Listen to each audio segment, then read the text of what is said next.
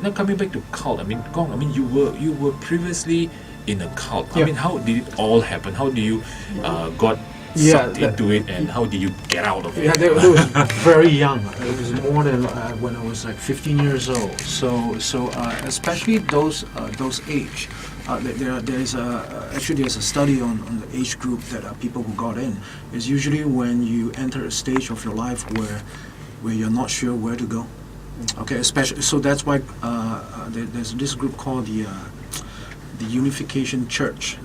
They actually recruit people in the university where maybe when you first came in, the first year they try to recruit you, or maybe the last year when you're about to actually move to the society and work. Reverend Moon, the Korean Unification Church. So I think at that time, especially teenage times, you are not a kid anymore. You are not an adult. You are actually in between. So that was the time that when I got into the group, and one of the major reasons for that is because I wanted to develop superhuman power. For many young kids, that's what they do. Okay, you just want to become X-Men or powerful or superhero or whatever. But the thing that is easier for me to, I think at that time, anyone who claimed that they are the Buddha or whatever, I think for young kids like us, we believe them. Okay, we believe, and then he wrote a lot of books. This guy by the name Lu Shengyan, okay, or they call him Master Lu, or they have a long so-called religious name of him, calling him the Buddha or whatever. He wrote a lot of books, and the books are very well written. I mean, I actually did a study on how he writes his books, okay, to actually capture people's attention. Very well written book, and so we look at authors as the authority on something. I mean, since he wrote so many books, I mean, maybe some of the things he said should be true. Okay, so you don't distrust them, and then his way of recruiting is very, very I would say user friendly. So on the lunar month of the first lunar month, I mean the first day or the 15th day, okay, the new moon or the full moon's day, you just pray to the east, and then you just recite something, and then send him some money, and then you become his students. It's very user friendly. Okay, so that's why he has a lot of students. I mean, people just tuck in $1 or $2 and then send it to them, and then from then on you just read his books. That they call long distance refusion. Initiation. Yeah, remote initiation and refuge taking, and then you just do the practice from his books, and then you join the centers and all that. So, but the thing that I got out was that it's a long process, because when I got in, I don't actually fully buy into that he's the ultimate one. I mean, he's one of those people that I got involved with, but he's not the only one. So I read books from other practices, okay, other Tibetan Buddhist practice, and then I compare. So eventually, I think after like 10 years, probably after 10 years, I actually just, I mean, I just slowly came out. It's not like a huge or very distinct time frame where, okay, this is the exact time that I break off from this so-called cult. That doesn't happen to me. So it was tapered off. It's a very easy break up for me. Okay, and of course, subsequently after that, I did more studies, and then I also found out that the so-called the guru, when he wrote his book, some of the things is actually plagiarism. He just plagiarized from some of the sources, changed 1 or 2 words here, and then made it into his own. So I actually got all the sources, and then I began to write some articles on my blog, and then it actually influenced some other members to get out. Some of them actually take them like 30 years. They're in the group for 30 years, and then they have been, actually, according to the cult studies in America, most cult believer will get out of the cult, most of them. That's why they're very keen on getting more people in. Just keep on recycling the people. Okay, so that guy took him about 30 years, and he was actually suspicion of every small little like so-called things that happen. Okay, there's some incongruency here, there's some incongruency there, but you will try to justify it. You tell yourself you don't You don't suspect your guru because that's bad karma. Okay, so you'll suppress your logical thinking. But my article, the blog that I have there, it was being I think I'm not being sued, but people make a lot of complaints, so the blog is actually eventually closed down.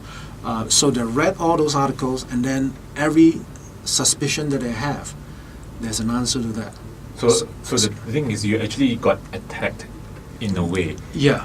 For going against. Yeah. the guru. Yes. It's a very normal thing among like cult groups. They will attack you. Some of the people who got out of the cult that I know of, they also write blogs and articles against this group. Some of them receive like Threats and so on. threats from like gangsters. Oh. Some of them receive lawsuits Oh. as well. Okay. As well. Yeah. So it's a very normal thing. It's a religion. Why lah? You see, with that itself is totally going against the teaching of Buddha itself already. It's self-purification, but now you're creating more hate towards other people because you don't believe. Yeah, it's like a political party in some ways. Yeah, that's true. Yeah, they have to be in power. I mean, as anyone who challenge your power, they'll look at you as you're the voice of dissent, and then they'll try to silence you and all that. And so that's why in most cult group, they highly discourage you to read any information from other groups. So it's because when you have different voices, different ideas, then you may see that there's a lot of incongruency. Okay. Can I ask you, Kong, Yeah. what is your process? Like you say, you are exiting from the cult, right? Yeah. So do you go through a so-called healing process? No, What for are your me, feelings? for me, no. For me, it's an easy way out. Some of my friends who came out, they have like I would say they have a trauma. They cannot trust religion anymore. Yeah, that's the Okay, problem. that's for some of my friends who got up from this Zhen Fo Zhong, the True Buddha School, for many years. Every time they see a monk like Venerable Manya, and it's okay when they see it, but when they tell you, oh, you should practice, you should recite this mantra, he will begin to have this like Doubts. rage, not No, doubts, rage. rage. He will have rage. Okay, because that's a trauma. After believing, spending all his life, all his mind into the practice, and then discover that it is actually a cult. So he has trauma. For me, it's an easy exit, but for some people, it's not.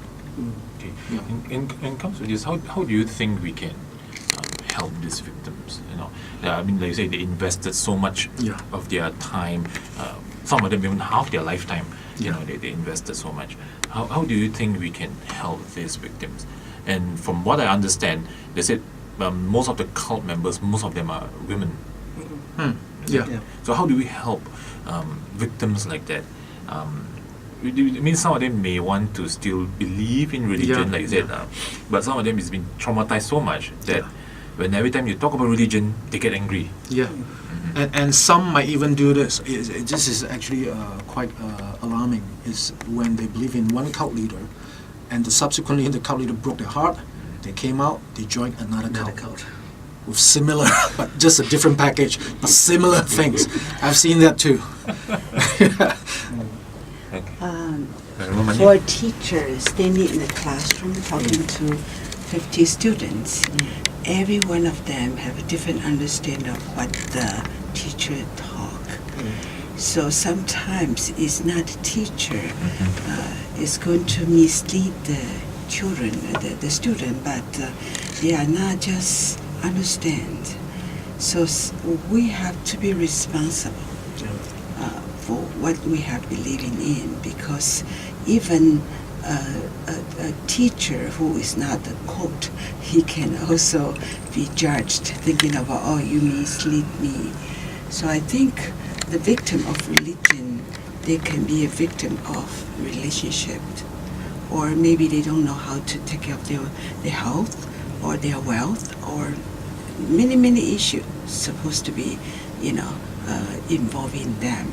So if we have this kind of responsibility and want to be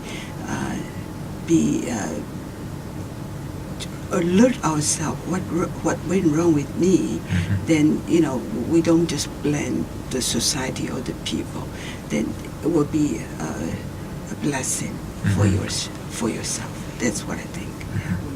Yeah, I think what Venerable Manya said was that there's a saying on this that when the student is ready, the teacher will appear. So when the student is not Yeah. ready, you get Yes. bad teachers sometimes, or maybe a good teachers. You might actually misunderstood them. Misinterpret. his Yeah, teaching. misinterpret them and all that, and then you can become a cult leader in that way too. But to answer your question about how to do it, in the I would say currently not in.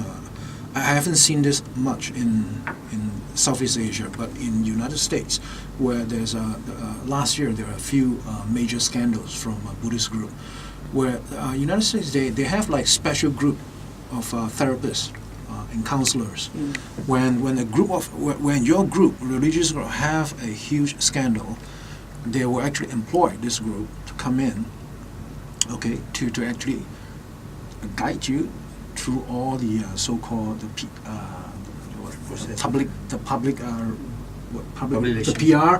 They also guide you through the whole process of healing, meaning that they will actually interview victims, or maybe you're not the direct victims, but you see this bad thing happen in your group, you begin to doubt whether or not you are in the right group. So they have counselors for that as